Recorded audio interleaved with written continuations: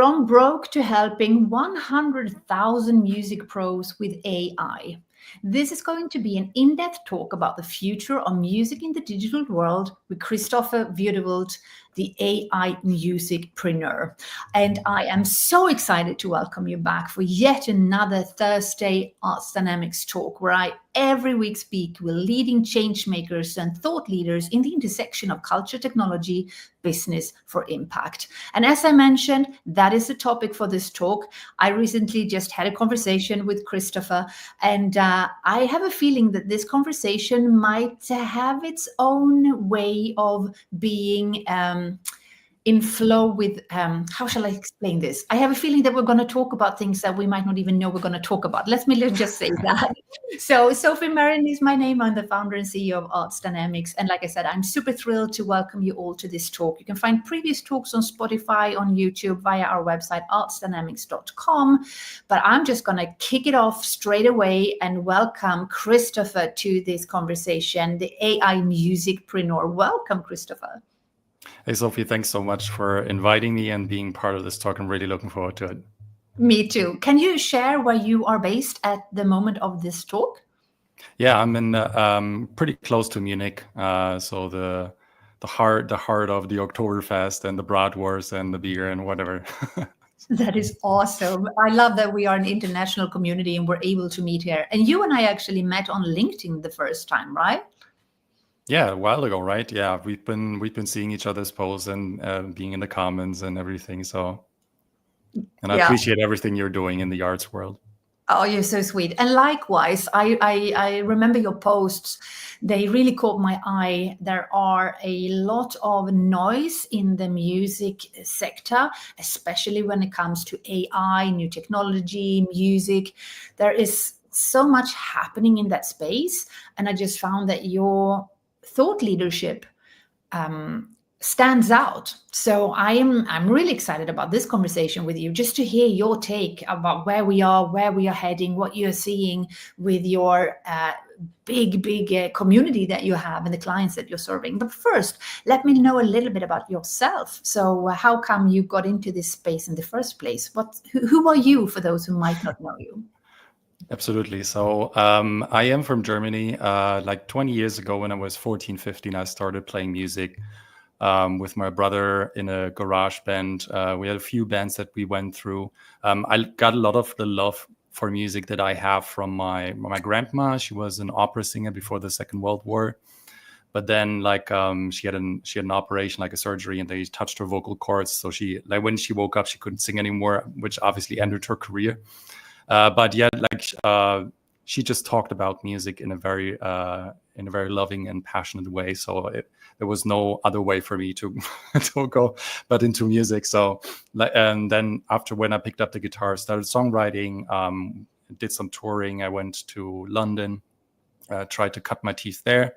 Worked for a few labels and studios, etc. But then everything came crashing down for me. There in the arts world. To be frank, I didn't enjoy being on stage anymore. It was like this one particular gig that I did in West London at the Troubadour. And before I went up stage, it was like a very small, intimate show. I felt like I don't belong here anymore, which is strange, right? But these are the kind of signs that you need to step away, assess everything from the outside. And yeah, my bank account was pretty much empty anyway. So I needed to recharge and do something. So I went back, got into the corporate world, worked for a number of brands doing augmented reality applications for Porsche, B2B platforms for Lufthansa, built e-commerce shops for L'Oreal, etc. So I was doing all the brand work there. But when ChatGPT came around, that was the opening moment for me. Going back into the music world and being like, wait a minute, there's an opportunity here for artists to learn these tools, to use it to their advantage and get their music heard, because there's so much beautiful music out there that needs to be heard. So let me try to get a grip on this and see where it leads. And it led to something. apparently. And I build up a community, which I'm very grateful for. And yeah, I'm just here to help others and try to give them the tools and techniques to uplift themselves and their music. Oh, that's fantastic. And it sounds as if you got your background is very rich. You've been in many different roles. You've been both on stage, but as you said, you've also been in corporate. You've been very much in the intersection of all these the tools and strategies that we're going to talk about today. So I'm really excited about that. I just want to say a shout out to Byron, who just wrote, "Greetings from Montreal. So excited with what this conversation will bring. Thank you, guys. Thank you, Byron, for saying hello in the comments." It's a great guy. Yeah, that is awesome. And that's what I love about these talks.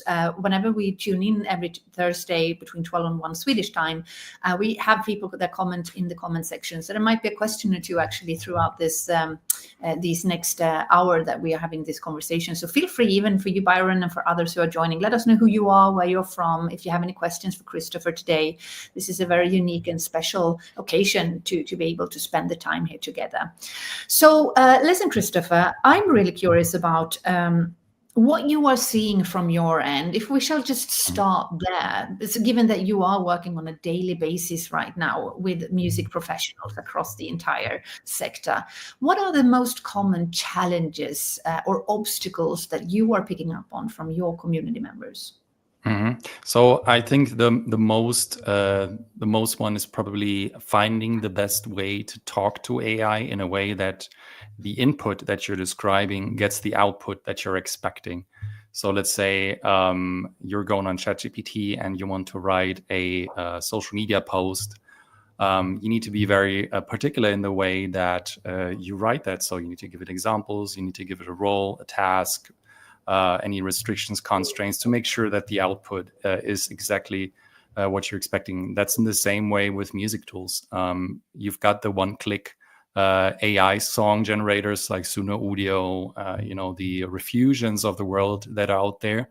But the musicians and artists and creatives, me included, that never amounts to being satisfied with just having a one-click output. It's the molding process. So the molding process, and pushing it into a certain direction to make sure that it's your own.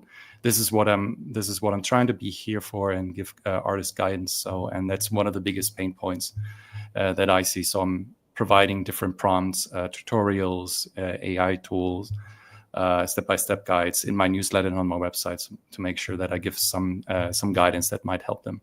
Do you notice a difference between the different LLMs? You mentioned ChatGPT, or you're also using other ones? And does it differ in prompting too between them, or is it the same? So there's a definite difference in the different AI models that based on the task that you would like to do. So let's say for deep research and trying to come up with like a very comprehensive list of you're doing research to do outreach, to promote your record, to find blogs and playlist curators and labels, etc. And it's a little bit more of a deeper task. Then I would definitely go for the O3 model of ChatGPT because it has a little bit more nuance to give output. If you want to write content, Claude is absolutely amazing because it's an emotionally driven and trained on a lot of also copyrighted material, unfortunately, but that's why it's probably the way it is. It's very emotionally driven, so you can get great content. If you want to do some coding, Claude Code is great as well. So there's lots of different use case and tasks that you can use the different models. We could probably talk for hours about it. I love it. I love this. Is pure gold. We're already going into tactics. This is brilliant. I know that the community loves this. They want to hear, what about the tools? Where do we go? How do we do it? So we are in for a treat. I can tell you that. When you think about AI, and because AI is a huge. What is AI even? Artificial intelligence, yes, but from a music perspective, it's all about ideation, creation, marketing, lead generation, sales. It's about the delivery. It's about distribution, the tracking and measuring, and on it goes. How do you work with AI, and how do you help your customers identify what AI to use where and when and how? It's a great question. So the first thing when I talk to people, may that be creatives, I also work with a marketing agency. There are so many tools out there, and I could immediately give them a stack of 20 tools that could be useful for them. But the immediate action and the benefit and the value that they would like to have is immediate impact. So we go into the pain points of their daily routines. And that can be anything from, writing social media posts to email newsletters to press releases, etc. You need to identify where the biggest pain points are, what takes the most time and the most brain energy, so to speak, per day. And if we use AI in a way that helps them kind of alleviate, take away the pressure and the uncertainty of outcome, then those are the first tasks that we're going to do. And obviously, you see on TikTok and LinkedIn, etc., so many automation workflows and N8N workflows and make.com workflows that you can build. But most of the time, this is not the starting point. And most of the time, the starting point is very boring. You just have a piece of paper or like a Miro board or a real-time board, and you just sketch what people, how people are working and how their workflows look like. And then we look for tools that might be suitable to automate them. That's brilliant. And I know that there is a lot of chatter right now about AI being used, let's say, for marketing purposes. That the good news is that it frees up time, you can schedule. The AI in those tools can help you create, source information, and do it for you a lot. But at the same time, we're seeing more and more in the feeds that because AI is now more and more taking over the feeds and commenting on our behalf, or even actually building content based on other posts, and they are helping us create content based on other people's posts. I'm seeing more and more conversations where people feel, one, that their content is being ripped off because AI basically used what they had written before, but also that there is a call for more authenticity and for people to separate themselves from the AI generated posts and comments. So what do you see from your end? Does this resonate with what you are picking up on too? And how can you use AI without being too generic? So many questions, as you can tell, we want to hear it all. Spit it out. So I definitely see what you're talking about, the AI generated comments that are under posts, and sometimes it feels like you're just shouting into a black hole and you're just getting another AI generated comment back. But it still builds connection. So I think you need to keep your voice. So there's so many ways to automate things, and as easy as, you've got your WhatsApp open and you put a voice message out there and say, hey, do me a post on habit building. That's so generic that not your own voice is part of this process, and it'll spit out something that is very generic, but it doesn't represent you, or it doesn't represent how you build your habits. And in the same way, the online business and the social media world is full of repurposed content, and that's fine that people repurpose content, but you have to do it in a way that gives another angle and another not the same post. You see, if someone is copying one-to-one post and then just copying, but you need to put your own voice into that. So when I write a post, for instance, I use a tool called Potato, which is by a creator from the US, Colorado, I think, called Sabrina Ramanoff. And she's built that tool that helps you store your different prompts, but you can put your sources in. So your sources is where your take on a certain topic is. So for instance, if I want to write on, just the other day I was doing one on character consistency, for instance, in AI music videos. That's a big pain point. You see like in one scene you have a guy with a red shirt and blonde hair, and in another one it's the same. It should be the same guy, but he's now wearing a blue shirt and has a beard, or I don't know, something like that. So then it's really you put your topping in there, and Potato helps you spit out a good structured post but it's still your own thoughts, because the source, the AI is only giving you the structure and a hook, a body where you can bring in your own experience, and a CTA to where you want to lead to. That's the 3-step process of how a post is built up: hook, body, and CTA. You don't need anything more than that. Maybe a rehook at the first the first 2 lines is hook usually, Okay. and then like a rehook Yeah. for people to read on.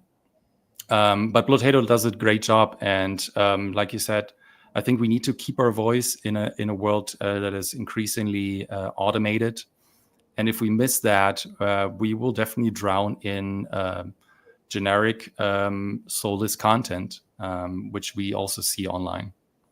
Yeah. And I have a lot of conversations with artists in general where they are struggling to get their voice across. They feel that it's such a tough landscape now. What platforms should they be on? How do they ensure that they can communicate with their audiences?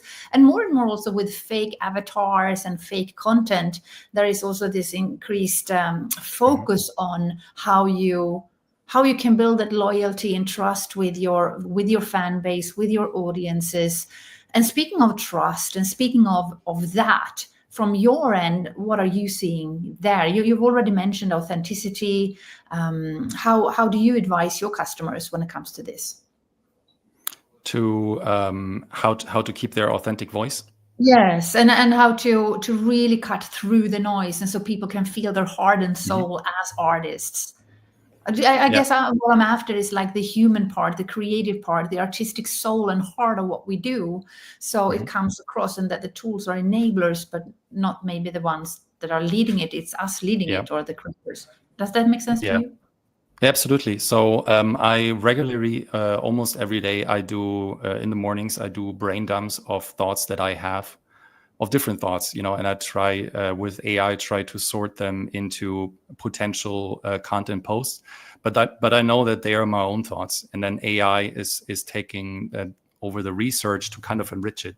But the first initial thought, and like if you're presenting a product, for instance, I in my newsletter, for instance, I always take like a prototype artist that I take to just demonstrate how you can do things in a certain way. And connection is built through great storytelling. So that model artist, for instance, that I have, she's called Luna Ray. She grew up in Brooklyn, New York, and her mother went when she was growing up, her mother went through a bigger drug addiction, and she wrote a song called Closer about the feeling of that her mom feels closer to the drugs than to her, which is her own daughter. And you take that information and you put that into AI, and you can get, based on different content pillars, you can get empathetic content, you can get educational content, for instance, how to help people fight through these kind of like situations in life. There's different 4 different content pillars that I have, for instance, in a prompt to get 16 content ideas. So this is how it starts. You just need your own thoughts, and I think we need to keep our own thoughts. If we're just an automated machine which doesn't reflect on our own personal life experience, then we're definitely going to end up in a dystopia. And we lose what we're good at, like building stories with each other. Just going out for a nice meal in the evening, chatting over things. That's when most ideas spring into my head, for instance, when I'm just talking to other people and I'm not in my own juice, so to speak, but I get someone else's perspective. That's so important. Yeah. And I was thinking, speaking of AI, and as you're talking, so many thoughts are coming to my mind. I'm thinking about AI. We're talking about prompting. We're talking about being authentic and genuine. There's a lot of hype and buzz and excitement around AI, but there are also a lot of discussions and conversations where there is a lot of fear and worry and concern. So given the fact that you are every day working with this, and again, I also say to people who are tuning in, we have more and more people also tuning in live. I just want to say, recognize you and say hello. We see you. Hey, welcome. hello. Please say hi in the comments. We'd love to know who you are, where you're from. If you have any questions, feel free to just add them in the chat, and I'll bring them into the conversation as we see fit, and where it suits. So I'm just going back now to this. I just wanted to say hi. But I mentioned prior to this conversation, let's do like a SWOT analysis, like the strength and the weaknesses, opportunities and threats that we're seeing. So let's play around a little bit with that, and let's begin with the strength. So AI and music, what are the strengths about using AI? And for an artist, for a songwriter, for a composer, or anyone working in the musical ecosystem or value chain? So probably maybe one of the most obvious ones is accessibility and speed. So you do get access to more tools that can give you direct ideas and outputs. If you go on Suno and Udio, you get full songs with lyrics, etc. But that's definitely one strength. So should we go down the list and then like more go in depth into the different ones? Okay. Yeah, go. Feel free. Just go. Yeah. So you definitely have lower costs on pro work. So what used to be, if we take, for instance, like voice cloning, there's different platforms like VoiceSwap and Kids.ai and Vocalist.ai and so many different other ones. Controller is another great one. And they offer, virtual singers that you can use. But these virtual singers, so all of the ones that I just mentioned, they're also ethically trained. So they have a fairly trained certification, which is a company run by Ed Newton-Rex. And he certifies AI models for being trained on ethically sourced material. So so you can, right now, you get lower costs on, getting background singers, for instance, for your song. Or if you're a music producer and you have a beat, but you want to like prototype to a label how that could sound like with a singer, but you cannot afford a singer, now you can take a virtual singer when you go on one of these platforms. And the good thing is at the back end of it, these creatives for training for, their models, they also get paid. So lower costs on pro work is definitely one of them. Same like with mixing and mastering. I mean, that used to cost, hundreds and hundreds, and we cannot talk it away. It's still an art, but especially for the hobby artists, they would never be able to, afford anyway to pay 200 to 300 euro per track. So that's a game changer for them. Data-driven promotion, probably. So we're talking about if you can build up your own like prompt library and different workflow tools, that's going to help artists, auto write their TikTok scripts and newsletters and press releases, and freeing up a lot of hours that they can spend, to put into musical creation. So isn't that like, that is the cool thing, and that's what I'm also trying to convey to artists. On a Monday morning, you can sit down and you can get from AI 6 to 8 content ideas for your entire week. Then you take these 6 to 8 content ideas that you have, you access a tool like Blowtato, for instance. You do them one by one, and you get a post that is almost ready to go. So 80 to 90%, I would say, and you add your personal touch to make it perfect for you. So that's another one. Is that enough for like the strengths? Should we go to the weaknesses? I'm blown away. I'm blown. I can already hear my members saying, this is so great. We want to know more. And we just had a comment here. I just want to show this great idea, the SWOT analysis for AI and music. Bravo. Thank Shout out you. to you, Byron. And Moa Christine also says, greetings from Stockholm. Hi, Moa. We see you too. She works with AI in dance. So it's also one of our community members. And she's helping us with marketing too. It's part of our partnership with Epicenter Stockholm. So we've got brilliant people here. Thank you. Yeah, so that was okay. So those were the strengths. And as you said, from a DIYer perspective, from amateurs, and we shouldn't discount all the amateurs or semi-professionals, because it doesn't necessarily mean that the quality isn't there, and we all need to start somewhere. So I want to thank you for bringing that into this conversation. So those were the strengths. How about the weaknesses using AI in music? The more uncomfortable ones. Let's talk about them. Let's talk about them. Let's go down that rabbit hole mm. of Alice in Wonderland. So I would say it's definitely quality swings, kind of like the sameness of when is a song good enough to release, and that's up to also your own judgment. So when I go on a platform to generate a song, that might sound good to me, but does it sound good to someone else? So, and there's going to be a lot of the sameness because the training data that you have, that Suno and Udio, etc., all of these tools are based on, is they do have a lot of biases in their data. They might not be good like for, I don't know, rock and metal music, or they might have just a few tracks for like soul and blues.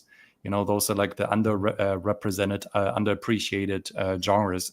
In the same way, you also have gender bias in the most different ways, and race bias just as well.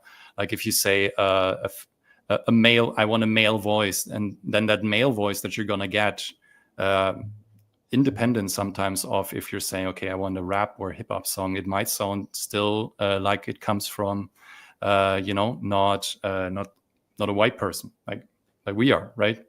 Mm. In the most, and that's, I think, one of the biggest issues that we have, and a big weakness, that it just pushes us into a certain direction, that we underappreciate certain genres that have been existing and that we should be so thankful for, for rhythm blues, gospel, blues music, etc. If we have these tools and everyone can create songs, and we have a million songs maybe that are pop songs, but only 200, 300 songs that are blues songs, what's going to happen? We might forget about blues music at the end of the day, which is no, you and me.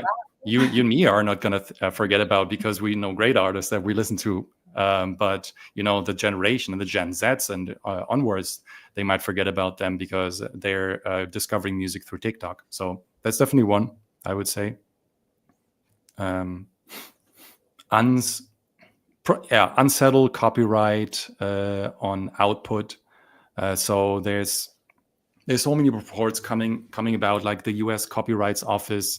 They put out a report that that says fully AI works rarely get full protection. Hybrids still need clear human authorship, and that's a discussion itself. I mean, in the UK, they just said, okay, let's go for the output, opt out, and that you have to, you don't even have to consent for your data to be trained, but you can say, I don't want my data anymore, but then it's already too late, because it's if the data is once in there, opt out is an illusion. Once your data is in there, it's sprinkled over like millions of parameters, and it's very, very hard to get out. So there's immediate questions about licensing frameworks. For instance, if, let's say, like a bigger record label wants to give their music catalog and to a provider and say, you can train on my catalog in return for X amount of money every time a generation takes place. What happens when those licensing terms are up, like after 2 or 3 years? That data is still going to be in there somehow, so they still benefit for it, even though there's no licensing agreement anymore. So that's one thing. Yeah. That's a big one, what you just said.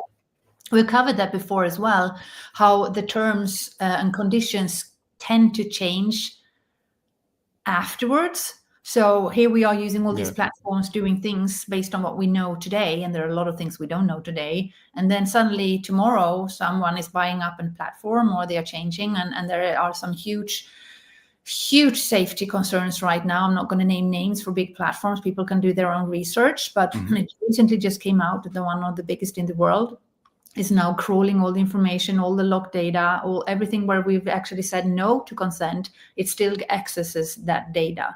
And I feel that there is not enough talk about that, to talk about what happens, and also what does it mean for us, and especially as artists and creators, and with the many DIYers, with the many, 90% in Europe are freelancers and solopreneurs. Right? So there's a there's a big community, a big group of people who are trying to just get buy-in to make it work. So Yeah. it feels as if in our SWOT analysis that we're doing, the strengths are great.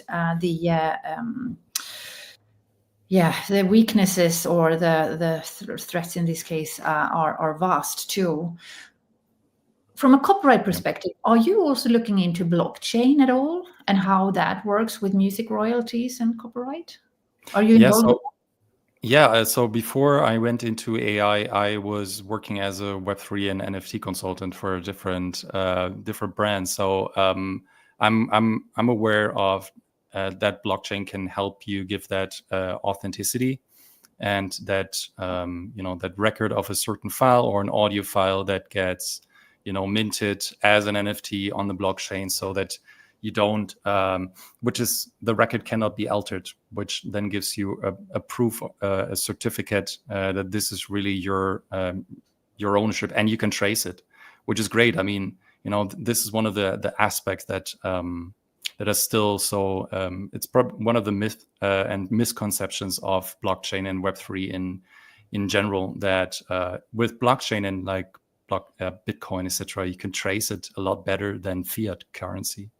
So you can, like, if someone is scamming you, or if someone is paying for something that they shouldn't pay for, whatever it is, you can see the different wallets set up, and you can find it. And for artists, it's definitely it's one of the ways to authenticate their work and say, here's on the blockchain on the 15th of August 2023, I uploaded this audio file and those lyrics, and this is my creation. So if someone in 10 years comes there and rips off your song, you can point to that record on the blockchain and say, okay, we might have to talk about something here.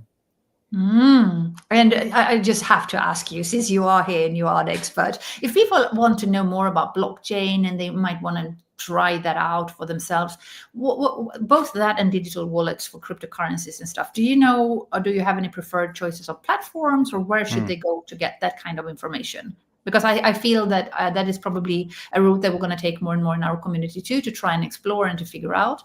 So do you have any advice in that regard before we move on to the next letter in the SWOT analysis? In terms of music, for instance? Music and blockchain. If anyone wanted to find out more about that and to actually, like you said, maybe they want to use blockchain for their own music, how would they go about do that? Where do they start? I mean, if they want to directly go into it, there's platforms like Zora or OpenSea that they can use which gives you a tool which make it very, very easy to bring your art on the blockchain. But then there's other tools like Manifold that you can use to set up your own contract, your smart contract. The difference is if you use Manifold, you're owning your smart contract. So that means you have access to your work. If you're using OpenSea and Zora, etc., maybe Zora is a little bit more loose, but definitely OpenSea. Most of the time you're not owning your smart contract, and someone else might. So it's harder to if it's directly on OpenSea, right? You can distribute to OpenSea, but if it's directly on OpenSea, it's harder to alter the smart contract and make anything. So it's the easier route is definitely go to these platforms. If you want to have a little bit more control, you should check out Manifold. For authenticity, like for content authenticity, Numbers protocol is great. So they have a database of tens of millions of images. So and I think we need more watermarking or fingerprinting in the future to see what we see on the internet. Is that real or not? In terms of music, there's music definitely on OpenSea as well, but there's more genre, like music-specific platforms like Audius, which is sort of like a streaming service that you can use, but on the blockchain. Sound XYZ is another platform. I'm not sure if they're too active anymore. I haven't been on there for a longer time, but this is one of the let's say like secret tips in the community of this is where you go when you want to go on the blockchain pretty easily. Well, I just have to say, Christopher, you're so generous with your know-how, with your expertise. And for anyone listening to this interview that we're doing, or this conversation that we're having, please go and give Christopher some love as well on his different platforms, and go to your website and sign up to your newsletter and just show some love in return, because what you're giving us is so valuable. It's easy to talk about AI in general, AI in music or AI in art. It's like, yeah, but what does it mean and how does it relate to me? And you are really helping with that. So I just want to say thank you so much for being so generous with that. Moving on then to opportunities. So what are the biggest opportunities you see in the intersection of AI and music? Mm-hmm. So for artists, it's definitely, which is one of the, I mean, we just talked about the weaknesses, right, with the copyrights, but definitely one of the opportunities is new income, so new licensing layers. And there are great companies like Musical AI, for instance. They are developing attribution tech. So they work with different publishing houses and companies, etc. Pro sound effects library that have millions and millions of sound effects, for instance. And creatives can, consent to their data being used in these libraries. So the models being trained on that data, and the algorithm is then responsible for giving good output. But every time a generation contributes attributes to your, may that be like a sound effect or like your music track, you're getting a little bit of a percentage. I think one of the biggest fears is once everyone is going to do that it's going to be a fraction of a penny, even less than what is already on Spotify. So that's definitely one of the risks, that we're just being flooded with endless content, and everyone wants to, I think in the beginning, when people take that opportunity and do that, and find ways to very early on team up with these companies to train their data, then they might contribute from that. But in 2 or 3 years, when everyone's doing that, then it's going to be a lot harder to stand out. So that's definitely one. Rights management tech. So like with, for instance, like with Musical AI. I mean, but there's also others that are like researching very extensively, like the Fraunhofer Institute in Germany. I just talked to someone at a conference a few months ago. So they're undertaking a lot of research into also fingerprinting and watermarking, etc. There's also other tech solutions out there that are actively going into the direction of how to, do rights management tech the right way for, auditing, reporting, AI training, etc. So that's definitely one of the opportunities. I would say, if you can get AI to talk with you in a certain way, you can automate your process. So first off, you think about your process and your workflow of, when you have a new release coming out. I always need like it's a 4-week song release strategy, and every week I do a newsletter, and for every release I do a press release, and I send it out to these platforms, etc. Then you need to write down your tasks, and you need to build hyper-targeted fan funnels, which almost like, every time you're posting on TikTok, every time you're posting on another platform, you need to have these CTAs, so it's call to actions in your post, to lead to a newsletter or to a membership, etc., so that you don't play the algorithm play all the time. So you need to build you can build these hyper-targeted funnels, fan funnels, once you have your process laid out, and then you can use automation tools or even AI agents to do that. So that's a lot of things that can get automated for label marketing work, etc. There's another great platform called Immensity AI, which helps you with finding out so this is more for the indie labels and the bigger labels. They help you figure out how to do budget attribution.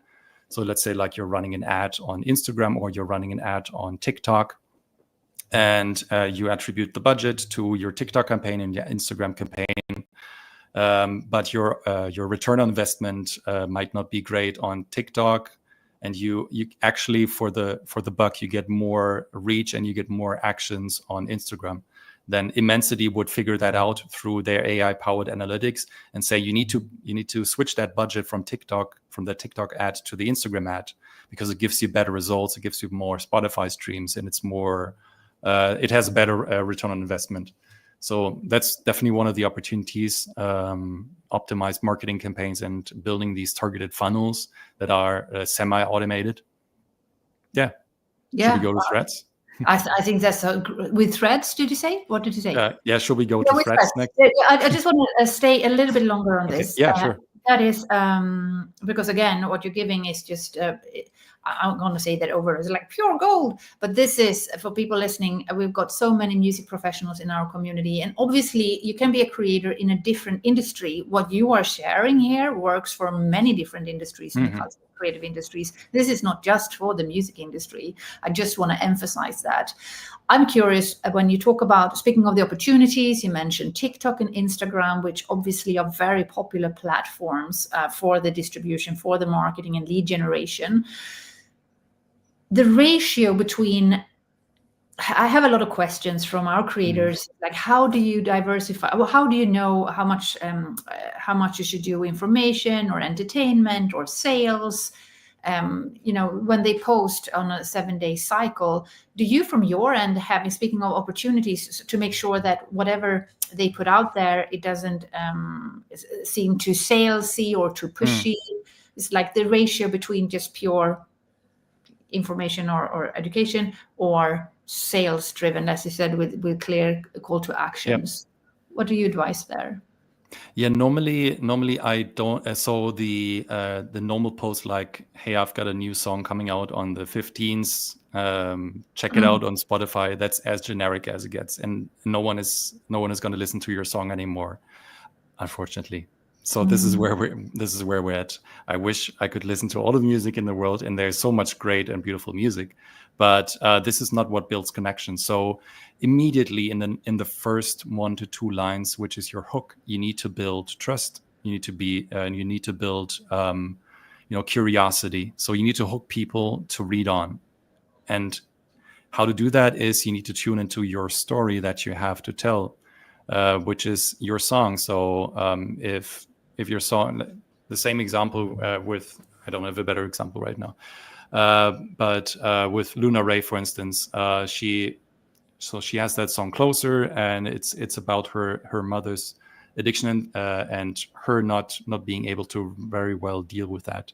So there's other people in the world that are going through the same motions, going through the same experience. So the post is not about the song, but the post is about the feeling that you're trying to transport. And this is what lands eyeballs and reach. And this is when you have those eyeballs and reach, and you tell them it's fine to feel that way. I've been through this as well. That builds connection, because immediately, if you listen to that artist and they speak from the heart, you build that connection. And then when they're done with the post, then you put that CTA. If you in that case, if you want to join our mental health community, it's a 2,000 member community where we give tips and tricks and techniques on how to overcome these feelings. People feel hurt, and it's not about the music, but the music unfortunately plays the second fiddle here in the social media game. It's what happens when people make that as first connection. Then they listen to the music. But artists like Nick D, Cameron Whitcomb, for instance, they do that beautifully. They have this one line hook on their videos that where they transport a feeling, and then the song starts. So once you have that one line hook, and that it can be anything like how to overcome struggles in, I don't know, my marriage or whatever it is, or how becoming a father is the most beautiful thing, or whatever it is. I don't know. I don't have a good hook right now. But you need to speak the language of those people that are listening and viewing, and that one hook can be enough for them to say, okay, cool, this is about fatherhood, this song, let me listen to it, and maybe I feel the same way, like motherhood, and I go through the same problems and struggles. This guy is speaking my language, so I want to support him. And then you give them the way to support, to go to your newsletter, to sign up, or directly to your membership. But the beauty is, like, when you have them sign up, you can skip the algorithm, so you don't need to retarget them with another TikTok, with another Instagram. You can email them directly in their inbox, which they're more likely to see that than their TikTok, because there's millions of TikTok every day. Yeah, and then the advice over and over for anybody listening is really to make sure you've got their contact information. And you just confirm that too. Every guest we have say the same thing. I heard many years ago from some mentors or gurus in this space, it's like email is dead, but it's like, no, it's not dead. It's actually the opposite, because it's rented land, all these platforms, and suddenly they can shut down, and then we lose access to all our fans. So this is absolutely brilliant. So that was so many opportunities by the sound of it, many opportunities, and here we have so many great examples. Again, this audio version of this, you might be listening to the audio version of this this live stream talk we're having. If that is the case, there are still comments below, so feel free to just reach out and say hi, even if you are listening to the replay. Even for members also of our new membership that we're setting up with Ars Dynamics, the creative tech cluster, we're building the ecosystem with a membership and an academy and creative lab and all of that. All members there also have a searchable replay after today, with where you will be able to also go back to this recording, learn more from what Christopher just shared, and we'll also make sure to include the links and the notes to all the resources that you've shared, but obviously to your own website, Christopher, as well, so that they can connect with you afterwards. Moving on then to threats. That is the final one in the SWOT analysis. Christopher, what are the threats in the AI music landscapes that you see? Yeah. And also, and not only, it's like, one is the threats, but then also what are threats that are our blind spots that we are not even picking up on, but that you do because you work with this every day? So I think one of the ones that are doing no one any service is the deepfakes. The deepfakes that are being used in a way that is not ethically, and they're monetizing content from people that never agreed to that. So we're seeing a lot of that from Megan Thee Stallion, which there were deepfakes about her, which upset her very, very badly. So that that if something like that exists online and it's making you feel very bad, we have to question ourselves as a society if the tools that are being there now, we need to use them in a way that honors us, as humans, and not in a way that destroys our connections with each other. So deepfakes are definitely a big threat, and we need to get them under control so that we have legislation in place that, like the No Fakes Act, for instance, in the US, if that ever passes through Congress, etc., then there would be more protection for your likeness. And if someone creates a deepfake and wants to monetize that, hopefully they're getting sued for that. So that's one thing. Yeah, like just regulatory compliance in general, probably. The EU Act, I think they're redoing the EU Act a little bit, but there's I feel like so I'm working with these tools on a daily basis, and I work with different agencies and creatives, etc. And putting, and you just said cybersecurity, for instance, putting safeguards like guardrails in place that makes sure that no sensitive data is being shared, etc. These are whole like high risk systems. So, and every one of us is using them. Like all these companies are using them in a way that they're feeding them with information that sometimes they definitely not have consent to.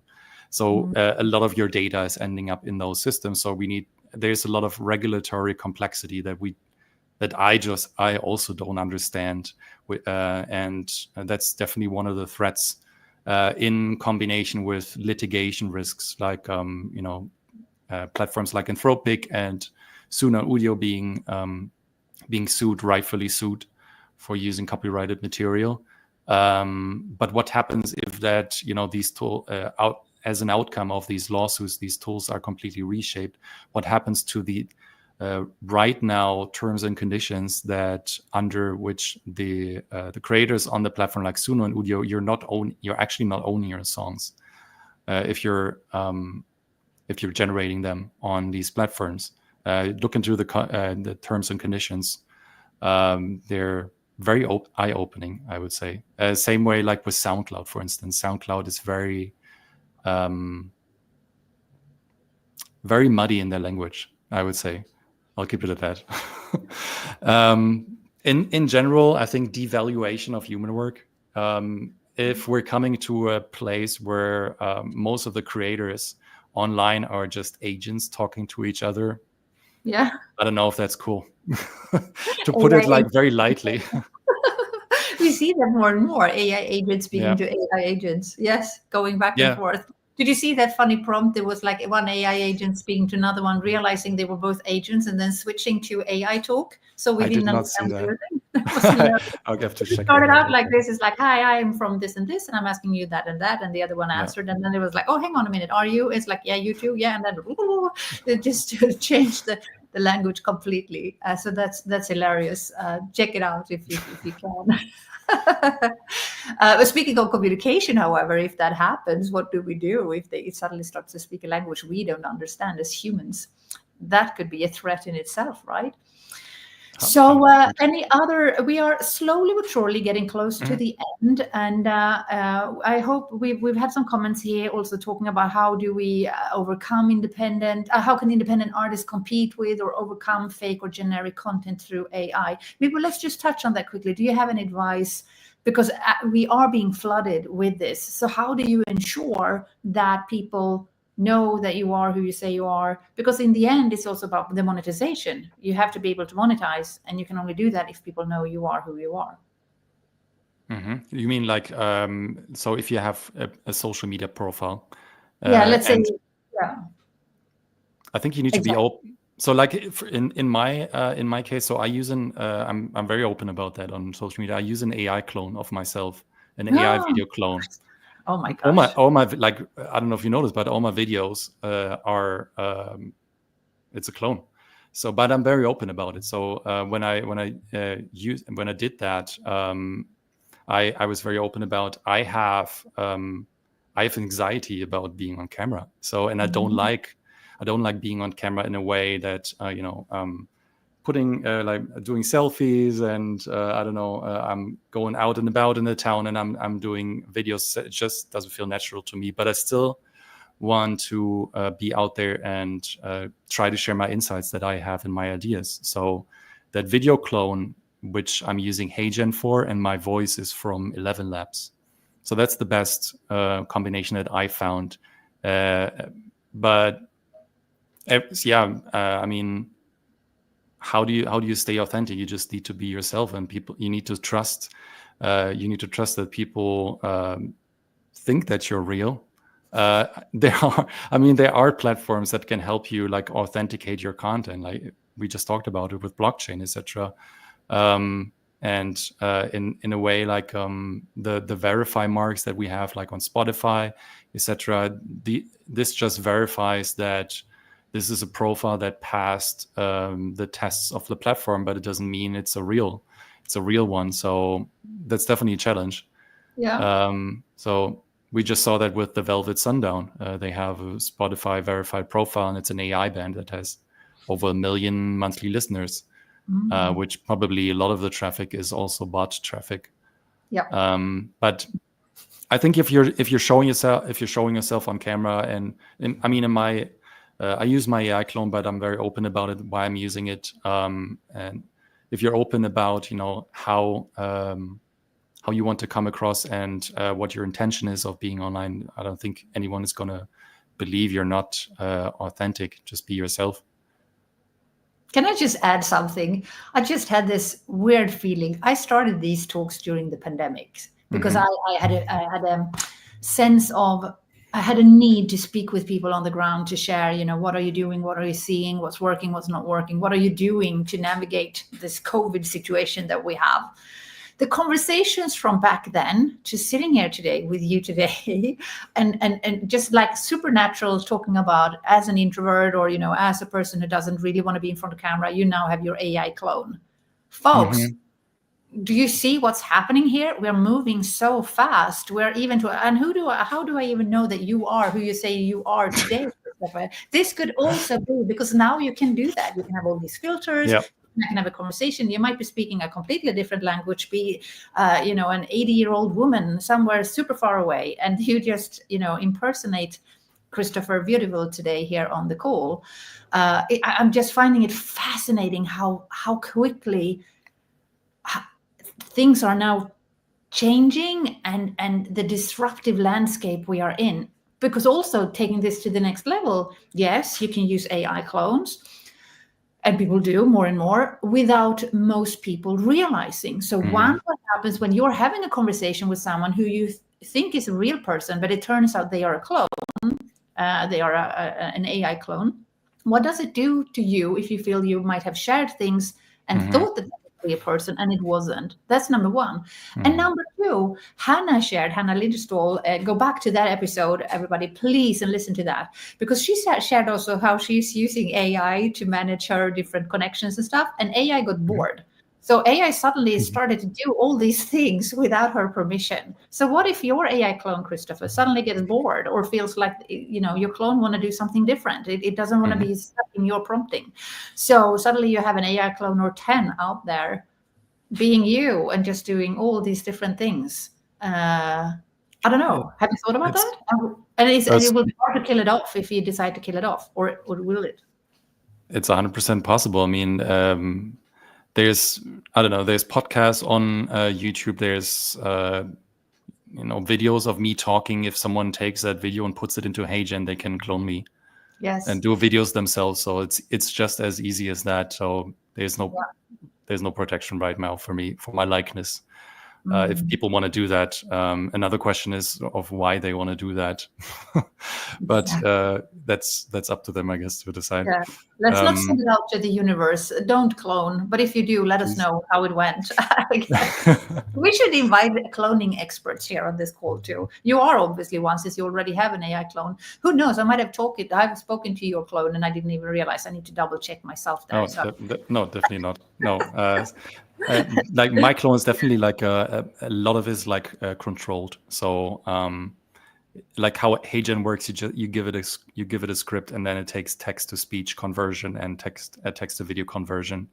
So that's all happening in the tool. But outside of the tool, it doesn't exist. So it doesn't join calls yet. Or just doesn't join like video conferences like this, like live streams.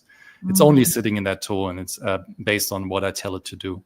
So, and for now, I mean, I've waited over a year, and a year ago I did my first experiments with an AI video clone. It just looked clunky and not good, and I didn't see myself bringing it out there. But now we're already after a year at a point where it's like somewhat acceptable, and there's a few people that have messaged me saying, "Wow, your AI clone looks quite realistic. How did you do it? What kind of tools did you use?" And if we're already at that stage of, okay, there's people asking because they say it looks damn real, then I don't know, welcome to the Matrix or something like that. Yeah, welcome to the Matrix, or unplugged from the Matrix, maybe both in parallel universes. And from a musician point of view, from a music creator, or anyone in the creative cultural fields, I hope that this conversation that we've had today has opened up your eyes to what's possible. And thank you for playing along, Christopher, as well, with the SWOT analysis, because obviously it's neither or. It's both good and bad. It depends on how we're using it. And maybe what I take from this conversation, you've given us so many tools and concrete resources that we can work with, which is awesome. But also it is super important for people who are listening now and you're trying these things out, and it's super inspiring to hear about the clone. Please do your own due diligence here and read the 5 print, as Christopher said, because it might look okay today, but it could change tomorrow. So whatever you're doing, however you want to use these tools that we're talking about, just make sure that it comes from a place that it's good for you. I just want to emphasize that. So as we wrap this up, is there anything else I have forgotten to ask you, or anything else you would want to add to this conversation that we're having today? Oh man, we talked about so many beautiful things. So my heart is whole, and I thank you so much for inviting me. If anyone wants to, keep up to date with what I'm doing and find out new AI tools, workflows, prompts, etc., I have a free prompt library that is available if you sign up to my newsletter. You just have to go to aimusicpreneur.com. Yeah. And then sign up for the newsletter. You get the prompt library, and then also an overview of the different tools that I talked about. It's a Canva cheat sheet for with different categories for music, AI music videos, voice cloning, music generation, MIDI generators, mixing, mastering, stem splitting, whatever else is out there. So, and I also share some 80s movie references every week. So if that's up your alley, you might enjoy it too. I can highly recommend it. I said before, you had me at your first post, and to follow your content, to follow what you put out in your newsletter, it's highly recommended. So you have that website. Are you also available on social media platforms if people want to find you there? And if so, where? I'm on LinkedIn. Just type in my name. And Chris Wieduwilt on TikTok. If you want to follow me there, I share different tutorials, what kind of tools to use, different prompts on these platforms as well. Brilliant. Well, thank you so much, Christopher. It's been an absolute blast having you here. I have a feeling we could go on and on for hours because we barely scratched the surface, which often happens with these talks. But it was at least a little bit of a snapshot into where we are right now. As I mentioned, when I started this a few years ago, everything that have happened since, the world is a vastly different world, and it's moving at a rapid pace. And I feel that by tuning in with people like yourself every week, it helps us figure things out together. No one has all the answers, but when people also tell us that there are no answers or there is no one there to help, that's also not true. There are people like yourself and others who actually are experts in the various fields. So to be able to figure things out together as we're doing here, I think is such a blessing to be able to do that. So next Thursday, we are back again. And next Thursday, 12 to 1 Swedish time. It's the same channel that you're listening to now or watching this live. And we're going to focus in a little bit on the gaming industry next week. So I'm going to send out more information about that after the talk today. So we've got guests lined up for the entire summer, all the way actually into September. So it's filling up fast, which is awesome. I also urge you, because we have had a conversation about AI and music, to look into the latest news regarding Spotify and Netflix. They're partnering up right now to also double down on live music and awards and things. And I'm curious to see what happens in that arena too, and with those tech giants when they do that, obviously for more ad spend, for more subscribers, and how that will impact us as well as creators, and for all the things that you mentioned here. And finally, as I mentioned before, for resources, for more information, just go to artsdynamics.com. We will upload this episode there with links to Christopher, so that you can also go and find out more information, and we'll highlight some golden nuggets from this session. So it is now past 1 o'clock, and with that, thank you again so much for being so generous with your time. Thanks. Thank you, everybody, for showing up and for all the comments. I saw just Matthias just joined as well and said, thank you very much for a good talk, he says. So thank you so much for that, Matthias. We really appreciate you taking the time to be with us live. I'm Sophie Marion. This is Arts Dynamics Talks. And with that, welcome back. Over and out.